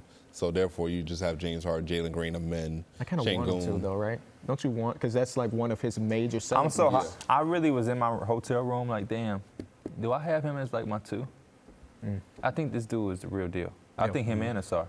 I like the way he passes the ball, the way he kind of reads the defense and kind of reads the kicks. I think that's they had Kevin Porter Jr., but you get a younger guy that can maybe do it at that next level and He's also a lot add more. bigger than Kevin Porter Jr. 6, he really is, and you got to like the athleticism too. And I just love the fact that they so mild mannered and That's what I was saying yesterday. There's like people. I don't know if I've rooted for a rookie to be successful more than the Thompson twins ever in my life. Yeah. Other than the people that's drafted to my team. You know what I'm saying? You want Patrick Williams to be Kawhi Leonard. But I just mean like with no other motives because they're not on my team. I want those boys to succeed more than anything in the world. From the music that they listen to, the fact that they know the trivia, the answers that from they've the done. mood board from when they were 9 years old to get to this point. What did it say? When they were 9 years old, their parents set them down and said, I want you to make a board or like a goals board. And how do you get there? So it was like, we want to make the NBA. Okay, so what do you do to make the NBA? It was like, we're going to run this much every day. Let's just say a mile every day. We're going to dribble the ball this many times. We're going to take this many jump shots. At 9 years old, they had this vision. And they doing it right now. You know what I'm saying? Drafted and they must just have lied about reported. them jump shots. Yeah. I'm just joking. Y'all boys going to start making shots. Kyrie Irving. I'm just going to say it. Dallas Mavericks. It's Dallas. Yeah. That's one of the, I think that was one of the non-starters. Do you give him that full 46? Yeah. I think you have no choice. You Dallas, pay honestly. Kyrie. You pay Kyrie. You have no choice. Yeah. Why would he give you any flexibility? You know what I'm saying? What have they done for him? Like, I'm going to take a little bit less for y'all. It's just like. I really enjoyed my 12 games. Right, exactly. D'Angelo Russell was the next guy. D'Angelo Russell, 27 years old. Last year, like we talked about earlier, made $29.3 million.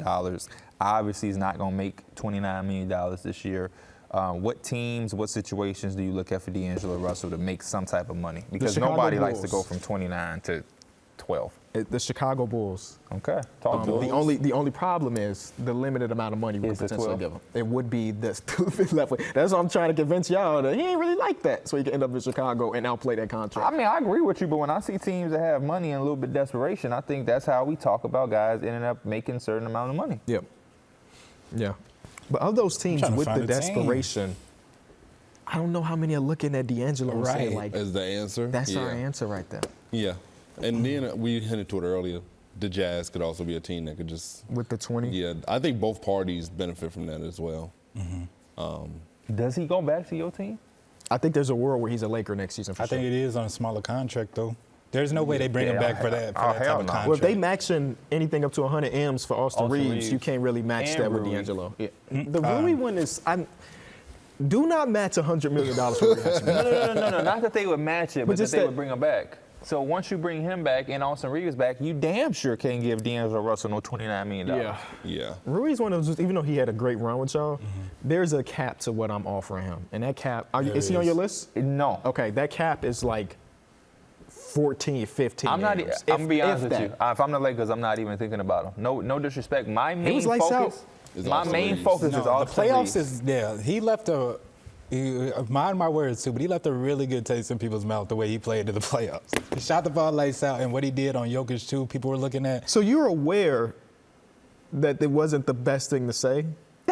and you still. I think it was still right for the situation, though. Okay. Or you could have just said, we felt really good by the way it ended. No, because we got swept. That's true too. So we don't feel really good about that. guess But it is true, no, too. Austin Reaves is the main one. Rui, we want to bring him back, but yeah, I agree. 15 is probably around what he could get from Elisa. From a Lakers fan I should have perspective. kept hooping. 15. I've never seen a person get his value up so. He was traded for a second-round pick at the deadline. Think about that. And now people are talking about 15 to 20 M's for him. Kyle It Kuzma just don't make just sense made for us too, 13 because we last already year. have 2 players wrapped up like that are Yeah. max. We talk about re-signing Austin Reaves. It's just like my 4th, 5th highest player. I don't want it to be. Would you Rui want it to be Hachimura. Rui or D'Lo? Do you want to bring back for sure? Which one would you prioritize Rui. more? I want the dude that could play in the playoffs. Uh-oh. I I like that. I mean, Yeah. I think that's the right answer. Yeah, Rui did show his ass in the playoffs. Orlando's maybe a spot for D'Angelo Russell as well. I know that no, they have a lot of guard no, play. And the only no, reason I'm no. saying this, can I get my answer? Yes, you can. Because right now, they're going to be awful at shooting the ball. Absolutely, like no spacing whatsoever. At least D'Angelo Russell can bring some space in and shoot the ball. That's the only reason I'm saying that. And they have projected $22 million. Talk about hindering. I got them at 23.9. Oh, I'm Figuring sorry. that they don't bring. I'm sorry. You know, but talk about hindering. Markelle, Anthony Black, They could get up to $40 million if they waive Gary Harris Jet Howard. and Jonathan Isaac. That's probably they didn't trade Gary Harris last season. I like And Gary Jonathan Harris. Isaac. Gary Harris is a good player. I like Gary Harris. You know what I was just thinking about yesterday? What was you thinking about yesterday? Alec Burks is so good. Alec Burks. I'm a Knick fan. He's a Alec hooper's Burks hooper. is so I'm a Knick fan. Anywhere he go, he's gonna hoop. I'm a Knick fan, And and, he I just- watched him in Colorado. He Yeah. was phenomenal. And now one they of the picked up best his option. combo guards. Yes, So they he's did. gonna Well, be in that was Detroit him again. too in the playoffs, not last playoffs, but the one before that, because Julius ran against the Hawks. Wasn't he taking off for y'all? Yes. He was He's literally just- looking he's like just the a ball first player. option when Julius Him and Randle had a Derrick great Rose, yeah. season. I'm like, he still got it. He ran point guard for us. Yes, he did. Like Alec Burks is, if no injury, he's been an all-star. He had a lot. He had a big injury-riddled early career in Utah. I don't even think people remember Alec Burks, Utah. I do. That's what No, I I started. do. First, 5, 6 years then? Yeah. Yeah. Draymond Green, 33 years old, $24.9 million made last year. Obviously, the Warriors want to bring things back together to do this one more time. They just traded Jordan Poole for Chris Paul, so they have CP3 on this team, who Draymond was talking to. Who was he talking to? I don't remember. And he was like, I don't like Chris Paul. Oh, that was an old clip, was though. old That was a Yeah, very old no, that clip. was old. Yeah, but who was he talking to? No, imagine he said that now. They just traded for him. No, I don't really like that dude. I don't really like him. That's old. It wasn't all the smoke, right? I don't think it was. Oh, It might have been. It might have been I all don't smoke. remember It that. might have been all But he did smoke. say he respected. And at the end of the day, you just That's need all that respect. matter. That's all that matter. Yeah. Y'all want him to go back to the Warriors? I would like to see him with the Warriors or the Kings. I think both teams had a fluid offense that could fit him pretty well. Because I think those are teams where he could show his value. Sabonis also then doesn't have to guard the other team's best big. Draymond Green has shown that he could take the responsibility throughout the Or he career. could teach him. Yeah, or he could, yeah. Imagine Sabonis came back and he just locking up. Yeah. I like him with the Warriors. I don't think their time is done for their big trio. You're talking about one of the best trios of all time. They still show that they can get to the playoffs pretty easily. Made it to the second round. Unfortunately, lost to the Lakers. But I didn't even feel like it was just on them that they struggled. Steph Curry obviously was him. But it's just like I feel like they haven't figured out what they need to surround them with. Or at least for the last couple. Not even saying that. I feel like they need to put the right pieces around them. The young players is not. Yeah. It doesn't seem like it's working for them. Right? Yeah, You need like the Otto Porters, those Gary Payne, those type of dudes. It's a good start to get Chris Paul. You're going right back into the direction. And we cannot forget that this team has Andrew Wiggins. We talk about the big three, I but be forgetting Wiggins about is like. Can't forget about that contract. He just either. missed so much time Yeah, last that's year. what I was about to that say, he kind yeah. of got left in the back of our minds. Yeah, I think if you have a full season of Wiggins and he's in rhythm and he doesn't have to come in right before the playoffs start, Yeah.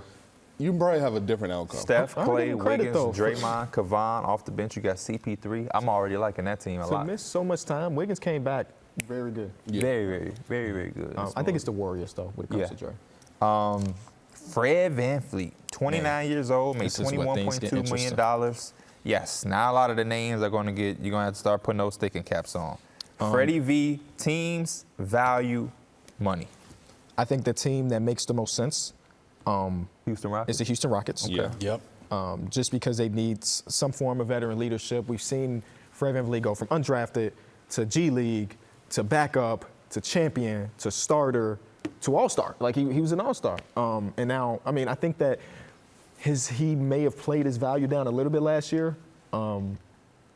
And I ain't gonna lie, I'm still kind of iffy on Fred VanVleet as a player because he doesn't hit 2-point shots. He's just one of those guys where he's going to be shooting the ball and you're going to love him and he's going to be Yeah. missing and you're going to be like, ugh.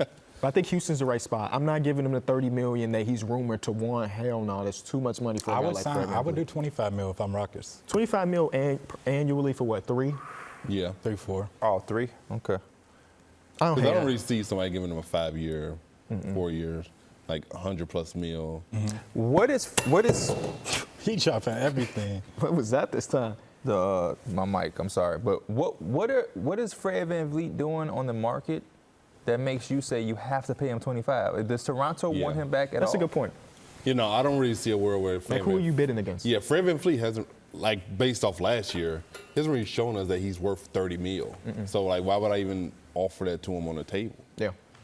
I can understand him wanting it. Unless you like really afraid that some other team is going to, because I mean it's not like the Houston Rockets are going to call the Jazz and say, hey, are you offering him this much money? You know what I'm saying? Yeah. Unless you're really afraid of some other suitor, then that's when you start overpaying and stuff. I don't know. Freddie's one of those dudes that I can see making a range of things. Like if he signed for $22 million, I'd be like, oh, okay. But I wouldn't be surprised if he also got 28 somewhere as well. You don't want to pigeonhole yourself as a, I'm not saying I would do it, but I'm just saying I wouldn't be surprised I based wouldn't on be, the yeah. market.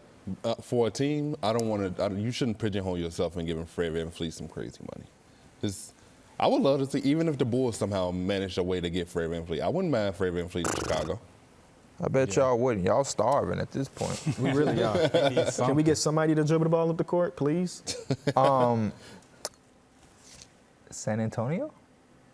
I don't think he fits the type of player that they would want. Detroit Pistons?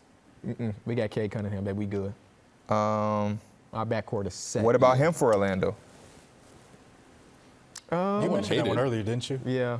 Orlando seems cool. I just feel like they got the guards already, and it's just like, I said that to him because he said D'Angelo Russell. And Freddie about can, the Fred Van- Freddie oh. can shoot it. It's one of those things. It's like wherever Freddie go, it might be a low key like out of nowhere team. That's what I'm feeling I like. wouldn't be mad at him being in Miami.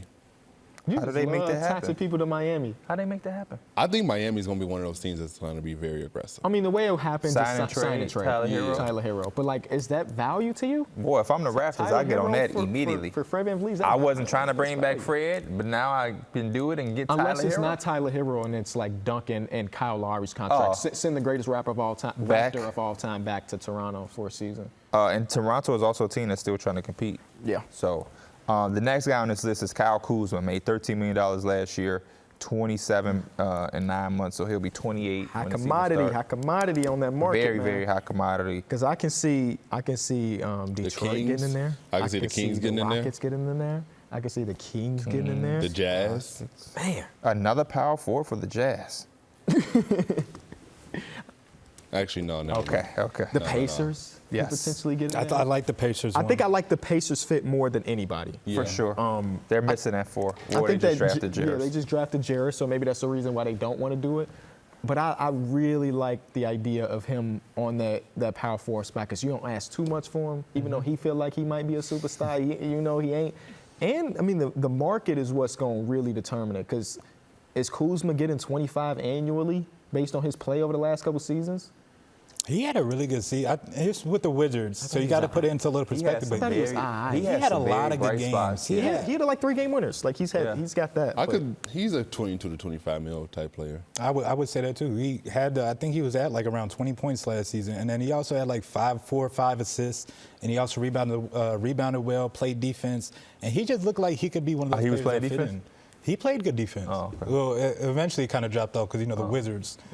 But What he was did that show- point that they dropped off? Was it game 17? Was it game 42? About like a quarter way through the season. Okay. At game 25, he stopped playing defense. Game Don't pay him to play 25, he defense. stopped playing defense. Oh, man.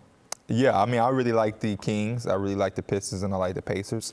The Pistons, you have Bojan. Send him home. You have Bojan, though. Yeah. So that's my I think I'm biggest fine thing. with trading Bojan. He's 38. Let's fly through some of these last ones. Jerami Grant, Portland. You feel pretty confident about Portland? Yeah. 30 million. Yeah. If we strike out on Draymond Green and I'm the Kings, I still got want this Jerami money. Grant. I want Jerami, but I don't want Jerami for $30 million. I'll tell you that much. Yeah. I definitely don't want Jerami. 25 for sure, though. 22 to 25. Dillon Brooks. Houston.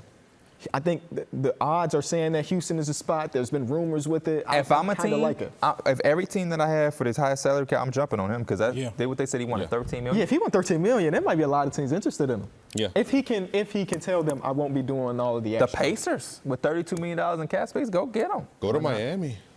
Oh my God. Go to Miami. Hey, no more Miami talk. Spent No one more day in Miami Miami. talk. Now he They're can't. just a team that I feel like they could just use a lot of these Where's trades. all of this money coming from, though? It just doesn't Dillon Brooks is exist. only 13 million, so that's why I said that. But when competitors get in there, the team that's going to get him is probably going to say, here's 19. Yeah, I wouldn't be Because surprised there's if he got 5 other 15 teams plus. we got to battle with. Yeah. With this The 13 Miami Heat are million. $12 million above the tax, $7.1 million above the first apron, and they have a $4.7 million trade exception. That's what their offseason potentially looks like.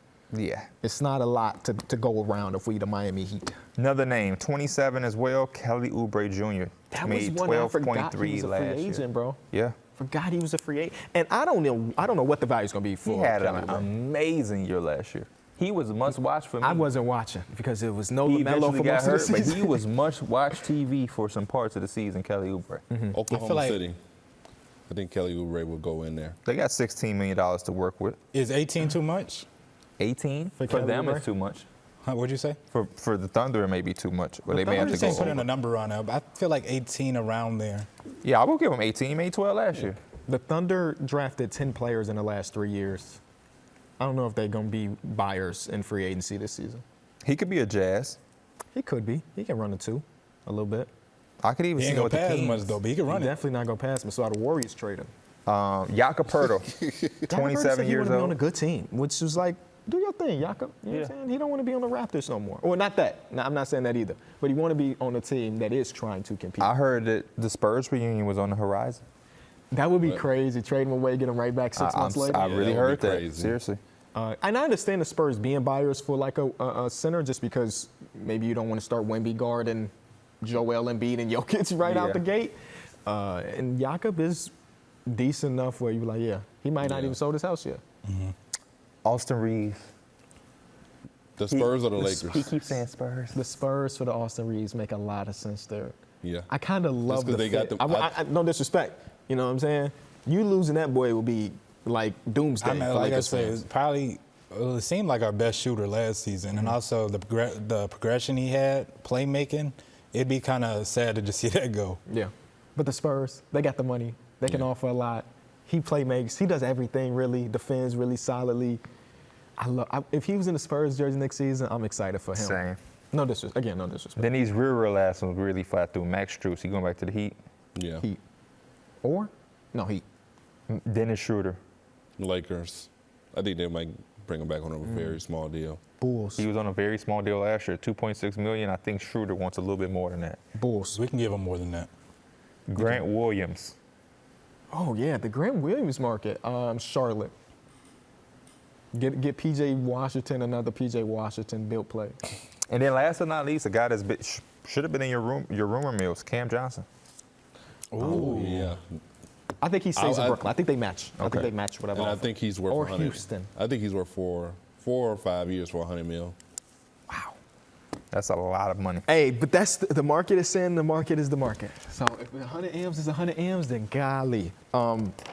Thank you, Pierre. Free agency starting soon, y'all. Be sure to tune in to the Through the Wire YouTube channel or in the BR app because we will be live to see these go down. We will be having a lot of guests like Chris Hayes himself and maybe some more. So tune into that. Before we close out the show, I would be mad at myself if we didn't play a game. Okay. You know, on this show, who we play for is something that gets played a lot because, you know, we got player movement and we know the guys are they're really busy and they might not know the ins and outs of the 14th man Mike on is a trembling. particular roster. So we're doing a through the wire version of who he play for, but it is different in the sense that we are talking people that play for a lot of different teams. But I need you to give me one of the teams he played for. Okay.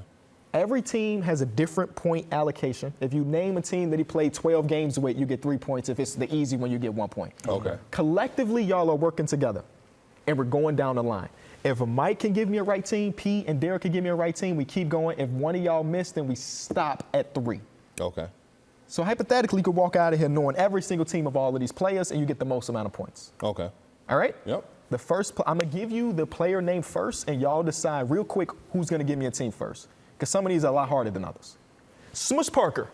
Give me a team that Smush Parker played for. I want Mike to go first. Mike, give me a team that Smush Parker played for. The Lakers. The Lakers, that is a 1-point team. He spent the majority of his career there. Who's next? Uh-oh. This don't look good. Pierre, you might have This don't look good. You might have to just get us this point on Phoenix this one. Suns. The Phoenix Suns, he did. That's a 2-point team. He spent a small amount of time at Phoenix. Derrick, if you can name one right, it goes back to Mike, and y'all keep going until someone gets it wrong. And if you can't, then it ends here with the 3 points for Smush Parker. The New York Knicks. The New York Knicks are not a team that Smush Parker suited up for. I'm going to give us +3, man. Plus 3 points. Next, somebody more recent. Justin Holiday. Played for a lot of different teams. Okay. Who wants to start off with a Justin Holiday team? Chicago Bulls. He played for the Chicago Bulls. That is 1 point. Mike? He played for the Kings.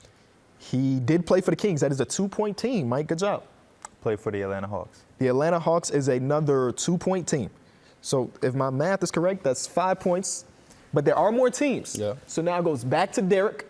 And the moment one of y'all gets it wrong, we move on to the next player. He played for the Pacers. He did not play for the Pacers. You're thinking about the brother. He played with his He brother. definitely did play. I'm sorry. I had it as IND in my thing and not Pacer. That is a 1-point team. He played the most amount of games for the Pacers. I'm sorry. I'm sorry. Back to Mike. So that's 6 points. Can you say the teams we said? So y'all have said the Indiana Pacers? I don't know what you said, actually. So I don't want to give you a free team. The Bulls, we said the Bulls. Okay, you said the Bulls. That was another 1-point team. I believe I said the Hawks. And You I said think the I Hawks. the Kings. And you said the Kings. Those are the points that you have right now. And we're on the clock, too. We only got a couple minutes left. So if you can't think of nothing, then let me know, and we'll move on to the next player. Mike. That's okay. Come on, Mike.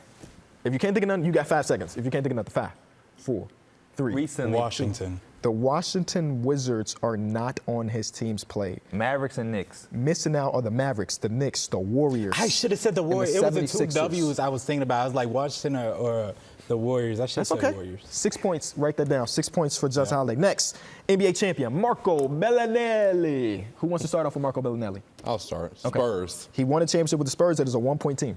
Charlotte Hornets. Charlotte Hornets, another 1-point team. Chicago Bulls. Chicago Bulls, 2-point team. So that's 4 points. Golden State Warriors. Golden State Warriors, 2-point team. 6 points right there. Philadelphia 76ers. 76 is a 3-point team. Only played a handful of games. That is 9 points on the board. Can y'all keep it up? I think you are only missing 2 different teams. I got one more in me. You got to get back to it, Mike. Do you think you got another team? It's a little rough. 5 seconds. 4 seconds. 3 seconds. The Sacramento Kings. Sacramento Kings, Mike. Good stuff. That is a 2-point team. That's 11 points right now. Derrick is back on you. There's 2 teams left that have not been named. If y'all can get a perfect, I don't know what this. I'm gonna be so proud of y'all. Trying to think of 5 seconds. the Utah Jazz. The Utah Jazz are not one of those. Toronto teams. Raptors. Toronto Raptors and the Atlanta Hawks. Damn. That was 11 points though. That was really, really good. I do not remember him in Atlanta. Another guy, Damari Carroll. Who did he play for? Atlanta. I'll go last. Okay, Atlanta Hawks is 1 point. Spurs. The Spurs are a 2-point team. The Brooklyn Nets. Brooklyn Nets, 1-point team. Did we say Raptors? Have not said Raptors. Toronto Raptors. 1-point team. Okay. Good job. Keep it up. Couple more teams left on the board. Brooklyn Nets. Brooklyn Nets, 1-point team. Good job. Utah Jazz. Utah Jazz, 2-point team. Keep it up, baby. There's only a couple more on Minnesota the board. Timberwolves. The Timberwolves are not one. Was the Sixers on there? The Sixers are not on there. You got the Denver Nuggets, the Houston Rockets, and I think those are the only 2 that y'all did not get. What's that? Plus what? That was plus 8. Next guy on the list. This is a long shot, so let me know. And we only giving a couple seconds. Lorenzo Wright. Derrick shook his head immediately. I don't know if we're getting through Lorenzo Wright. Is that a pass? Should I go to the next one? No, Grizzlies. The Grizzlies are a team. He played the most games at the Grizzlies, 1 point. Warriors. The Warriors are not on the list. Do you have a guess, Derrick? The Knicks. The Knicks are not on the list. 1 point for Lorenzo Wright. That's fine. Hawks and Grizzlies. Hawks, no Grizzlies. Hawks, Grizzlies, Clippers, Cavs, Sacramento Kings for 3 points. Rest in peace, Lorenzo Wright. Mike. I'm starting with Mike here specifically. Reggie Evans. Brooklyn Nets. Brooklyn Nets. That is a 1-point team. Sacramento Kings. Damn. Sacramento Kings are a 2-point team. That was a team I was going. Oh, I'm sorry. No, you good. 5 seconds. Houston Rockets. Houston Rockets are not on the list. You had Seattle, played in Seattle, Philly, Denver, Sacramento, Philly. Toronto, Clippers. Let's many go points? to, that was 3 points.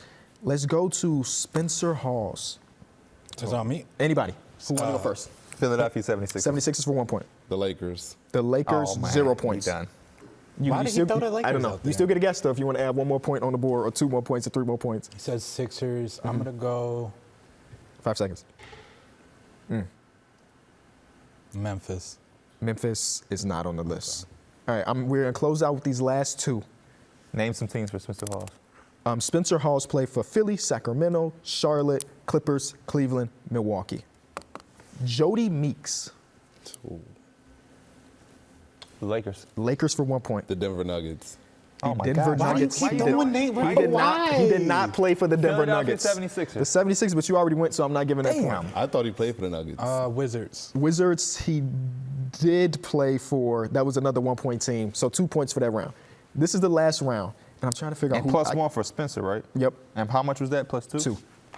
Trying to figure out where we close out at, because there's a lot. Okay, Ramon Sessions is the last person for, who did he play for? Hornets. Hornets the Wizards. the Hornets are 1 team, the Wizards are 1 team, that's 2 points, 1 point teams. I'm going harder so y'all can have it easier. The Bucks. The Bucks are a 2 point team. Lakers. The Lakers are a 2 Thank you, point Mike. team. Thank you, Mike. Come on, Derrick, keep the streak alive. I 6 went points on the harder board. so you can have it easy.